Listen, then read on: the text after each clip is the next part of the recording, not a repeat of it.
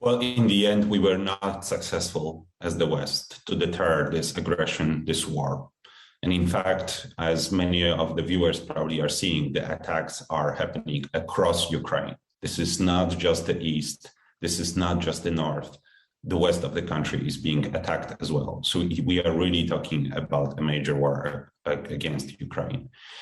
I'm not sure if Putin could have been deterred. We do need to punish him with sanctions as the West promised, but he was bound to on this attack. He told us that he's executing the plan. And this is also, we have to remember that this is still just the beginning. This is still just the beginning. He told us what he wants to do. He wants to change the government in Kiev.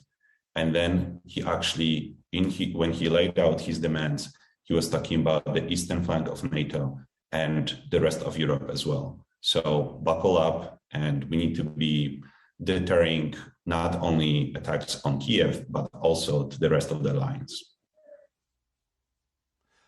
Clearly, the rules-based international order, the system that has been in place since the end of the Second World War, now looks to be very much in jeopardy here. International powers like the United States, like France, Germany, Britain and others, they're at a fork in the road. They have a choice to make here. What do you think they should be doing?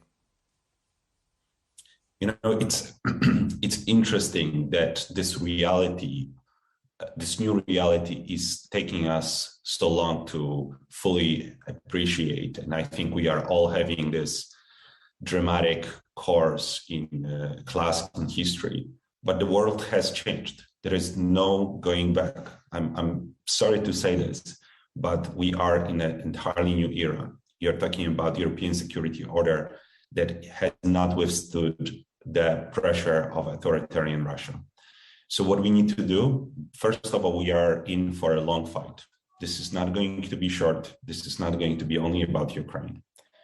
Most importantly, we need to stay united. We need to stay vigilant and strong. First, it will be about punishing Russia for what it did and is doing in Ukraine.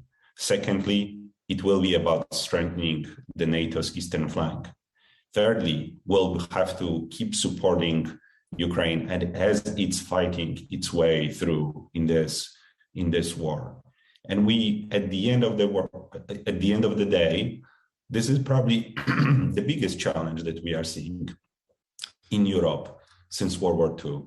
So we'll have to come up with first how to win the fight, and then establishing new rules that cannot be violated and are enforced in a way that prevents further wars from happening in Europe or in other places.